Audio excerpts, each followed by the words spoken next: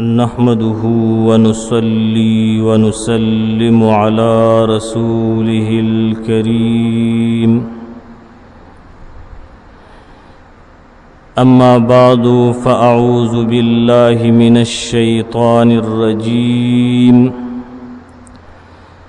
بسم الله الرحمن الرحيم إن المسلمين والمسلمات والمؤمنين والمؤمنات الآية آمنت بالله صدق الله خالقنا العظيم وبلغنا رسوله النبي الأمي الكريم الأمين ونحن على ذلك لمن الشاهدين والشاكرين والحمد لله رب العالمين أما بعد تگ اشنا تا دزړه سر مور کوا په بدل د کوټو زر مور کوا چې دماغي د فرعون زړه د قارون وی چې دماغ یې د فرعون زړه د قارون وی کن کچکول د قلندر مور کوا هغه چاته نصیحت کوه چې سیال وی هغه چاته نصیحت کوه چې سیال وی خر لا زیر د اختر مور کوا په خپل لاس ګټلی نیمه ټوکړه بس دا په خپل لاس ګټلی نیمه ټوکړه بس دا خپل عزت د بل په در مور کوا ځواني لوخه د کلال نه دی چې جوړ شي ځواني لوخه د کلال نه دی چې جوړ شي په غفلت ساعت بهتر مور کوا کدانای په بدل د جواهرو کدانای په بدل د جواهرو یو د عشق تصور مور کوا نصیحت کوا هغه چاته نصیحت کوا چې سیالوی خر لا زیر د اختر مور کوا درود شریف و اللهم صل علی سیدنا مولانا محمد وعلى آل سیدنا مولانا محمد وبارک وسلم وصل علیه اللهم صل على محمد عبدك ورسولك وصل على المؤمنين والمؤمنات والمسلمين والمسلمات الله رب ذو الجلال جل جلاله وعز شانه وعم نواله بندگانو د سرور کونین جناب محمد رسول الله صلی الله علیه وسلم امتیانو الله رب العزت مو سره زما د کامل ایمان برخه نصیب کا او الہ العالمین مو سره زما د دنیا او د آخرت د رسوایی او د آخر زمانه د تمام فتنو نه په امن او امان کې وساته ما ستاسو د وړاندې د زنانو د اصلاح په نیت باندې بیانات شروع کړیو چې مسلسل بیانات عمدق کی موضوع باندې وشو دانننی بیانم عمدق موضوع سره تعلق لرونکي بیان دی خو په دې مختصر بیان کې د نیکو بیبیانو چې کم بهترین خویونه دي او د هغې تعریف الله پاک کړی دی او قرآن عظیم الشان کړی دی او د هغوی د پاره کم مقامات او درجې دي انشاءالله د الله په فضل سره د هغې مختصر وضاحت کوم درته او دا په دې نیت باندې چې الله سبحانه وتعالی او نبی کریم صلی الله علیه وسلم د نیکو بیبیانو کم خویونه بیان کړي دي او د هغوی درجې چې کمی ښودلي دي او صفتونه کړي دي چې د دینه زمونږ او ستاسو زنانه خبر شي نو کله چې زنانه د دینه خبر شي او خپل مقام وپیژني نو د دوی په زړه کې بیا رغبت او شوق را پیدا کیږي او د دین اسلام چې هر څومره درون او ګران کار وي نو هغه به دوی په اسانه سره ادا کولی شي. الله سبحانه و تعالی قرآن عظیم الشان کې فرمایلی دي چې کومې زنانا داسې زنانا چې د اسلام کار کوي، یعنی د مونځ او روجې پابندي کوي، د ګناه او ثواب د کارونو خیال ساتي، یعنی د ګناه د کارونو نه ځان ساتي او د ثواب چې څومره کارونه دي هغه کوي، او کومې زنانا چې ایمان برابر ساتي، یعنی د قرآن او حدیث نه خلاف پس خبره کې زړه نه لګي، یعنی هر کار چې کم دی هغه د قرآن او د حدیث مطابق وي، او کومې زنانه چې تابعداري اوسي، یعنی ځان نخی او تکبر او غرور نکی بلکې تابعداري وي، او کمی زنانا چې خیرات او زکات ورکي، او کمی زنانا چې روزه نیسي، او کمی ښځې چې خپل عزت او آبرو ساتي، یعنی د غیرو سړو سره نه مخامخ کیږي او خپل آواز ورته نه اوري، او د شریعت نه خلاف کپڑے نه اغوندي، او بے ضرورته د چا سره د خندا خبره نه کوي، او دغه شان د هر قسم بے شرمۍ نه پرهیز کوي، او کوم زنانا چې الله پاک ډیر یادوي،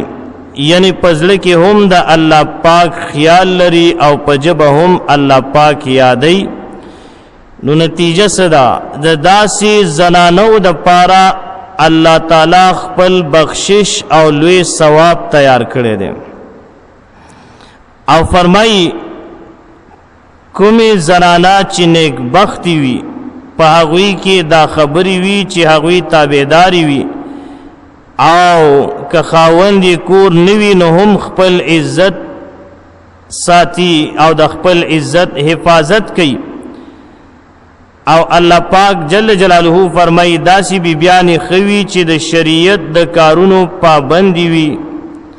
او د هغې پابندي کوي او عقیده ټیک وي، او دوی چې کم دی تابعداري کوي، او کله چې ترې خلاف کار وشي نو فوراً توبه کوي او د الله تعالی په عبادت کې مشغولی وي او روجې نیسي. دا د قرآن عظیم الشان د بعضو آیاتونو هغه مختصر مضمون مې درته ووی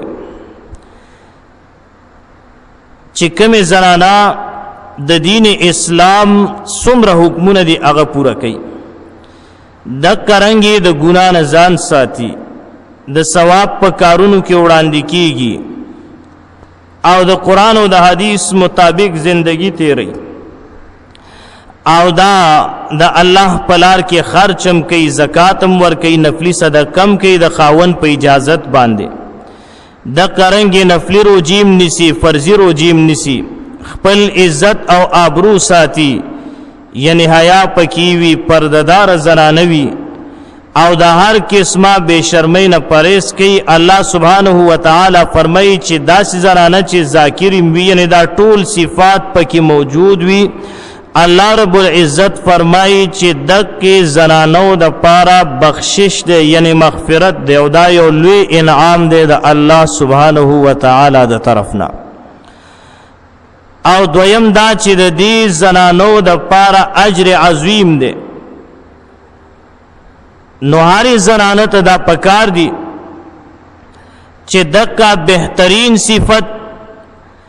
او دغه بهترین او صاف او صفاتونه چې کم الله سبحانه و تعالی قرآن عظیم الشان کې ذکر کړی دي، چې هر زنانه دا کوشش وکړي او دغه او صاف او صفاتونه ځان کې را پیدا کړي، او خپل زندگی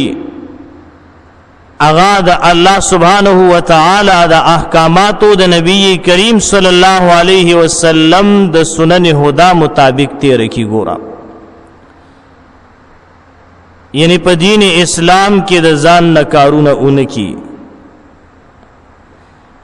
نو دغه سي زنانه دا بهترین زنانه دي، د داسې زنانو صفت شوه ده، او دې زنانو ته لوی درجه به د قیامت پر ورځ ملاويږي. ان شاء الله روسوم دې مضمون سره متعلق یو حدیث را روان دی بیا تاسو دا غینا اندازه ولګوي چې زنانو د پاره جنت ګټل انتهایی آسان دي. اوس د احادیثو ذخیره کومګ او تاسو ګورو نو د بهترینو او د نیکو زنانو یو صفت دا ذکر شوی د احادیثو کې نبی کریم صلی الله علیه وسلم فرمای هغه زنانا چې د شپې را پاسی د تهجد منز ادا کوي وي په دې زنانه باندې الله پاک خپل خصوصي رحمتونه نازلوي. سکه په خپل خصوصي رحمتونه په نازلوي. نو دې طرف ته اشاره ده چې بهترین زنانه اکدا چې هغه تهجد گزار وي د تهجد منظم کوي او دا یو بهترین عبادت ده. نن سبا دا سي دور دی چې زمونږ استاد نارینه ورته برابر نه وینو زنانه به سوکي. ډیر خلک وی جینه شم پاسې ده فرض مونږ د پاره نشي پاسې ده خو لیکن که د دنیاوی غرض او لالچ راشي نو دا غیر لپاره بیا ثابت شپوي خطریا دا غیر لپاره که گا کرنګ او که چې د شپې 3 بجې مداسیس پکار دی نو دی ول 2 بجې پاسې دلې وي نو پتو لګی دا چې د دنیا قدر د سره شتا او د آخرت او د الله د حکم قدر وسره نشته دی. کله دې قدر وسره ونو دا په خپل باندې را پاسې ده. نو بهترین زنانه اکه زنانه د چې هغه تهجد گزار وي او دغه پخپلم تهجد کوي او بیا خپل خاون هم چې د هغه د تهجد د منځ لپاره را پاسي. الله پاک دې ټول زنانو ته د دې عمل توفیق ور نصیب کړي. داسې زنانو باندې خصوصي رحمتونه نازلېږي. او بیا فرمایي نبی کریم صلی الله علیه وسلم چې کوم زنانه په پیغلتوب کې وفات شي یا د حمل په دوران کې یا د ماشوم د پیدا کېدو په وخت کې یا د سلوخته په ورځو کې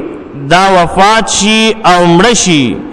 نو نبی کریم صلی الله علیه وسلم فرمایي چې دې تبا د شهادت درجه ورکول شي یعنی دا بعد قیامت په ورځ د شهیدانو په صف کې راپورته کې یو دا ډېر لوی مقام دی.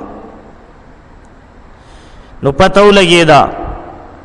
چې زنانو د پاره جنت ګټل دا انتهایی آسان دي.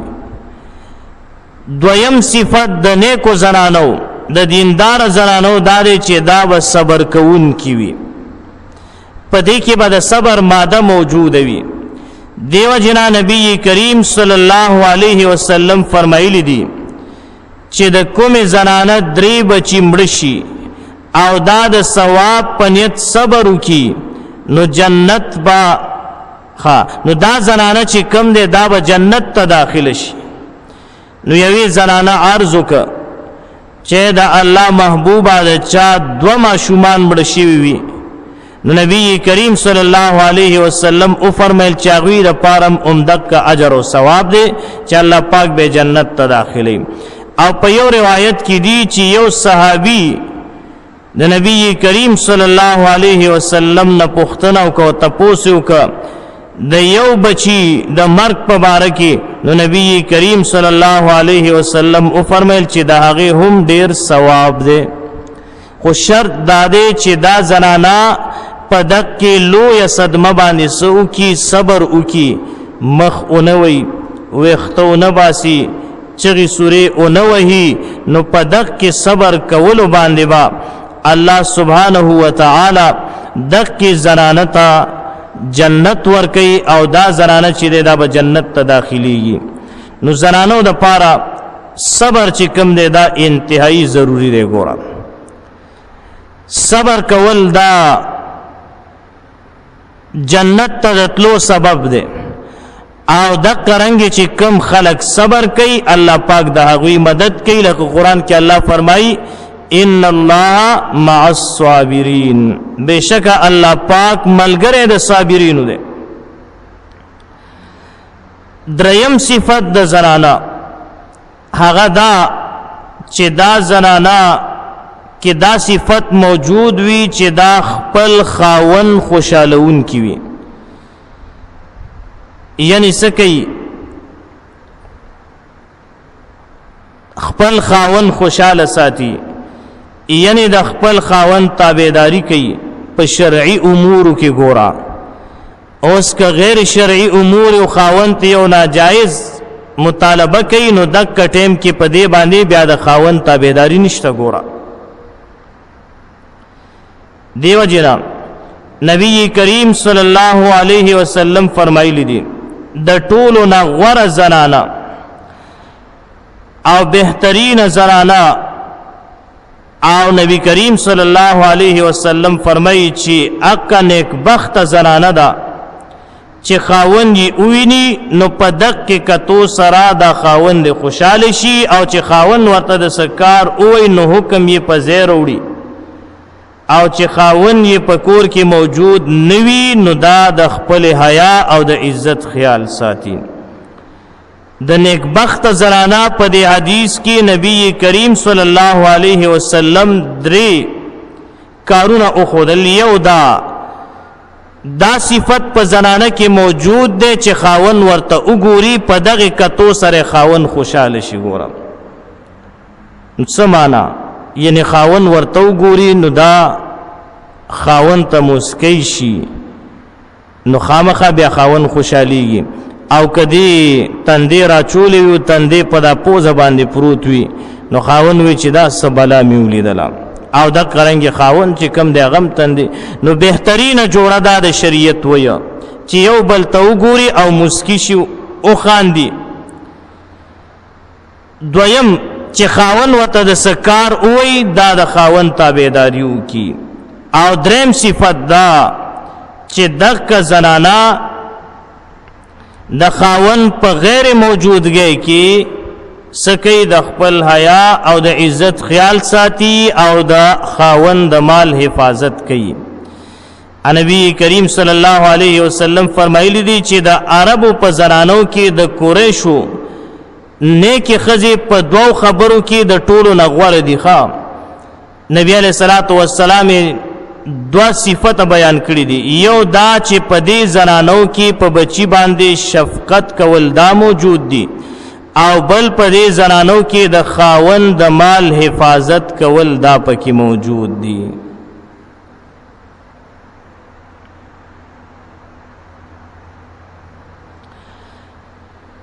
نبی کریم صلی الله علیه وسلم بل یو صفت بیان کړی دی چې په زنانه کې قناعت موجود وي. سپکه موجود وي قناعت، یعنی خاون چې ورته سروړي په هغه باندې صبر کوي او په هغه باندې دا راضي وي، نو دا یو بهترین صفت ده. هر زنانه به دا صفت ځان کې پیدا کوي. او بل یو حدیث کې نبی کریم صلی الله علیه وسلم فرمایلی دي چې کومه خزا 5 وخت منځ ادا کوي، د رمضان المبارک روزي نیسي او د خپل عزت حفاظت کوي او د خپل خاوند تابعداري کوي، نو داسې زنانه چې جنت ته په کومه دروازه داخلي دل غواړي داخله بشي. یعنی دې تبا د جنت هر دروازه کولوي او په کومه دروازه باندې دا داخلي دل غواړي نو دک زنانا داخلي دی شي. یعنی کم فرضی احکامات دي د هغه خیال وساتي او د خپل خاوند تابعداري وکي. او داسې زنانا که هغه چرته کې نفلونه وغیرہ زیات نه کړي یا نفلی روزي نه نیولي، خو لیکن د خاوند تابعداري کړي وي نو د خاوند په دې تابعداري سره دا زنانه چې د جنت ته داخليږي. خو شرط پکې دا دی چې د منځونو د روزه او که حج په فرض او د حج او که زکات په فرض او د زکات د دې فرایض او خیال ساتلې وي. اگر چې نفلونه ډیر نه کړي دغه زنانه به جنت ته ځي. او بل نبی کریم صلی الله علیه وسلم فرمای چې د کوم زنانه مرګ په داسې حالت کې یعنی وفات شي دا په داسې حالت کې چې خاوند د دین راضي او خوشاله وو، نو نبی کریم صلی الله علیه وسلم فرمایي چې دغه زنانه جنتی ده. یو ځل د نبی کریم صلی الله علیه وسلم نه پوښتنه وشوه چې یو زنانه ده د شپې نفلونه کوي، د ورځې روژه نیولې ده او خیرات او صدقات دیم انتهایی زیات دي، خو لیکن گاونډیانو ته د جبې په ذریعه باندې تکلیف رسي، زبان درازه ده. نو نبی کریم صلی الله علیه وسلم او فرمایل چې دا ښځه به دوزخ ته ځي. بیا بل یو صاحب عرض وکړه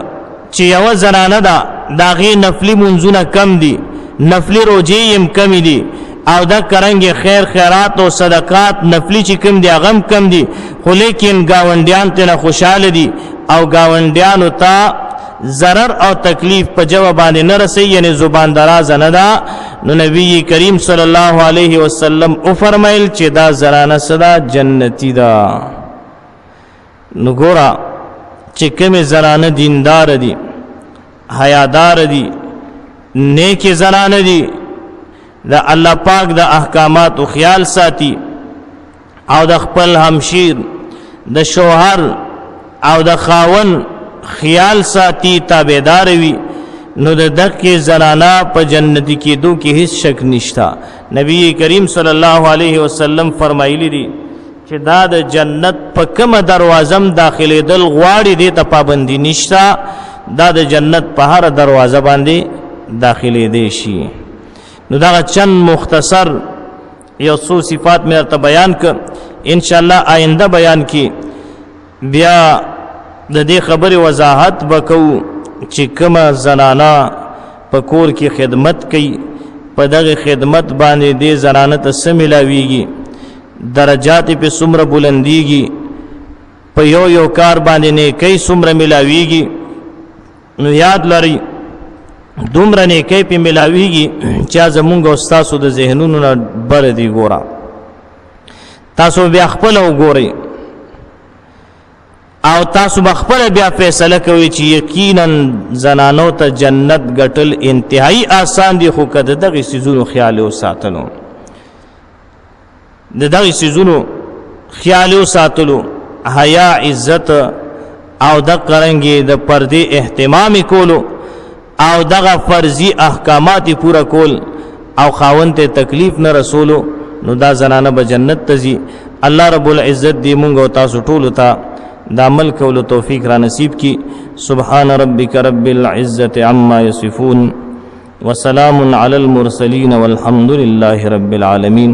درود شریف. اللهم صل علی سیدنا مولانا محمد وعلى آل سيدنا ومولانا محمد وبارك وسلم وصل عليه. اللهم صل على محمد عبدك ورسولك وصل على المؤمنين والمؤمنات والمسلمين والمسلمات.